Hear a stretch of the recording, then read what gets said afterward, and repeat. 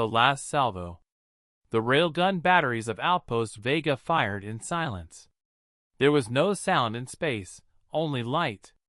Streaks of accelerated tungsten tore across the dark at 40,000 kilometers per second, each rod carrying enough kinetic energy to level a mountain. Commander Eli Marsh watched from the bridge of the Unbroken, his jaw set, his hands folded behind his back as the volley crossed the void toward the Hegemony fleet. "Impact in 9 seconds," said Lieutenant Priya Okafor without looking up from her console. Marsh said nothing. He had already done the math. 3 destroyers, 2 carriers, 16,000 souls. He had sent the Council's authorization codes 40 minutes ago. The response had come back in 11 words. Confirmed. The stability of the Reach depends on this action. 11 words to end 16,000 lives. The impacts bloomed like brief stars across the black. Then nothing. The Hegemony fleet, what remained of it, broke formation and scattered into the drift. Marsh exhaled slowly and turned away from the viewport. "Open a channel to New Carthage," he said. "Tell the Council it's done." The broadcast that broke everything. It was a dockworker on Titan Station who found the footage first. A data cache, improperly encrypted, dumped into the public relay network by a dying Hegemony communications officer in the final seconds before the railguns hit. The file spread across 47 systems in 6 hours. By morning, by whatever morning meant across the light years, every inhabited world had seen it. The footage was simple. Unedited. A council chamber meeting, recorded 6 weeks before the attack.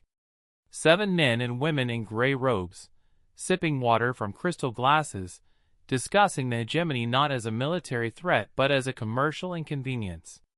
Their new teleportation corridor rights conflicted with council-controlled shipping lanes. The Hegemony had refused to renegotiate. So the Council had authorized extermination. Not defense. Not deterrence. Commerce. Within 48 hours, 3 colony governors had publicly revoked their allegiance oaths. Within a week, the number was 19. Marsh reads the room. Eli Marsh read the revocations in his bunk, alone, with the lights low. He had served the Council for 22 years. He had believed, genuinely believed, in the architecture of order they maintained across the stars. Without the Council, the Reach was 200 fractious worlds pulling in 200 directions. Chaos. Bloodshed on a scale that dwarfed any single military action. That was what they had always told him. That was what he had told himself. He set the tablet down and stared at the ceiling. He thought about the teleporters, the new instantaneous transit gates the Hegemony had developed. Gates that could move people, food, medicine across star systems in seconds. Gates that made the Council slow, taxed, monopolized shipping lanes obsolete overnight. He thought about what that technology could have meant for the famine worlds in the outer Reach. For the sick. For the isolated. The Council had killed 16,000 people rather than lose their tolls. Marsh sat up, picked up his calm, and called Priya. "How many of the crew watched the broadcast?" he asked. "All of them, sir," she said. "I think you should come to the bridge." The stars rearranged themselves. The crew of the Unbroken had already voted by the time Marsh arrived. Priya handed him a single sheet, old-fashioned paper, passed hand to hand through every deck. 412 signatures. A declaration of independent conscience. Not rebellion, exactly. Something quieter and more permanent. A refusal.